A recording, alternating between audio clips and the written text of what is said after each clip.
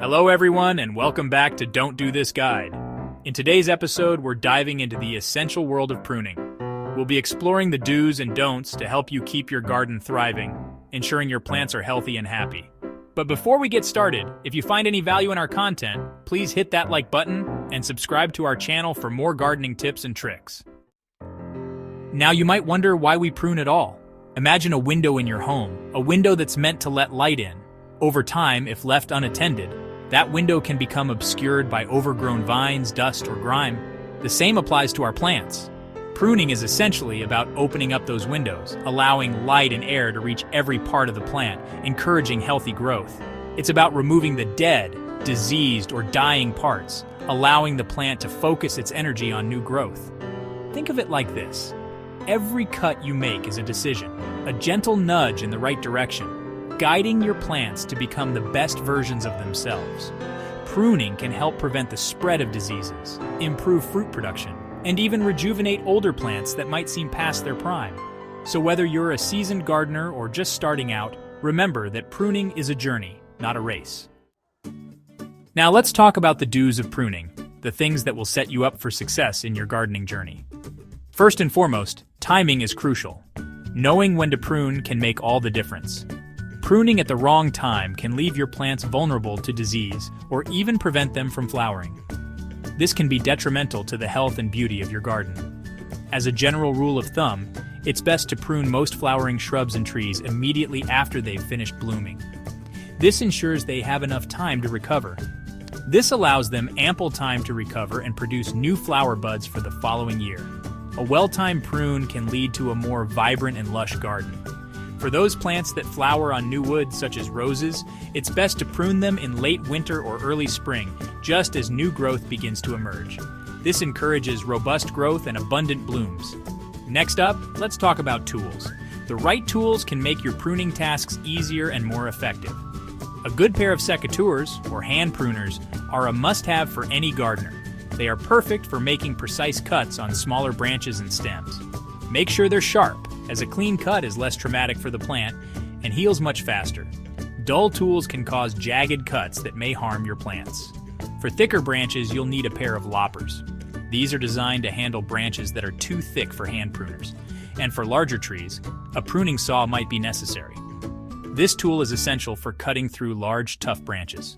Always remember to clean your tools regularly with rubbing alcohol or a mild bleach solution to prevent the spread of disease.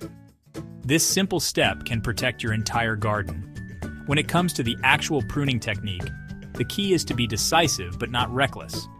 Thoughtful cuts can lead to healthier plants. Always cut back to a healthy bud or a lateral branch, making your cut at a slight angle, just above the bud. This technique promotes healthy new growth. This encourages new growth to sprout outwards, creating a more open and aesthetically pleasing shape.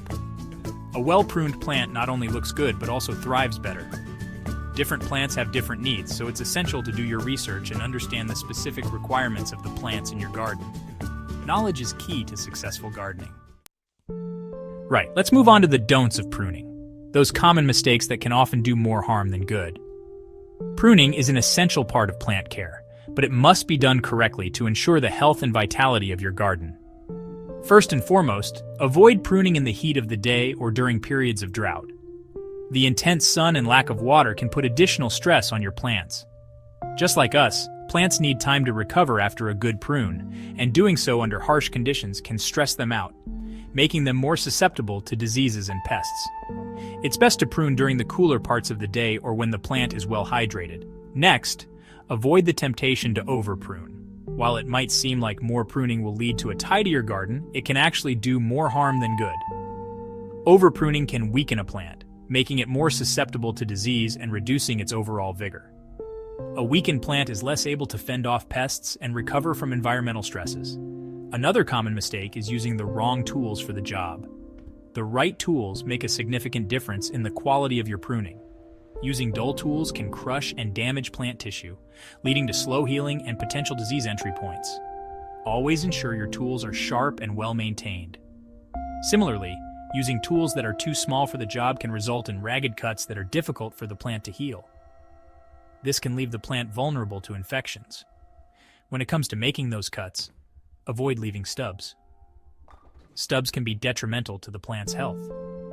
A stub is simply the remaining portion of a branch that's been cut too far away from a bud or lateral branch. Proper pruning cuts should be made close to the bud or branch to promote healthy growth. Stubs are unsightly and can attract pests and diseases. They can become entry points for harmful organisms. Always clean up thoroughly after pruning and dispose of the debris properly, either by composting or discarding it. This helps prevent the spread of disease and keeps your garden looking tidy. Remember, less is often more, and it's always better to err on the side of caution.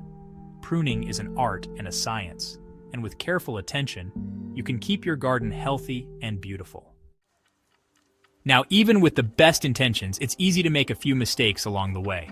Pruning can be a delicate task, and even seasoned gardeners can slip up occasionally. Let's look at some common pruning errors and how to solve them. Understanding these mistakes can help you become a more confident and effective gardener. One frequent mistake I see is cutting back too hard. This can be particularly damaging to certain types of plants. While it's true that some plants respond well to a hard prune, others can be severely weakened or even killed by it. It's crucial to know your plant's specific needs. Another common error is neglecting to remove crossing branches. These branches can cause significant issues if left unchecked. Crossing branches can rub against each other, creating wounds that are susceptible to disease. These wounds can become entry points for pests and pathogens. They can also block light and air circulation within the plant, hindering healthy growth. Proper air circulation is vital for preventing fungal diseases. Now, neglecting to prune at all is a mistake I see all too often. It's easy to overlook, but the consequences can be significant. While it might seem counterintuitive, pruning is essential for maintaining the health and vigor of your plants. Regular pruning encourages new growth and helps shape the plant. Without regular pruning, plants can become overgrown and leggy, with reduced flowering and fruiting. This can lead to a less attractive and less productive garden.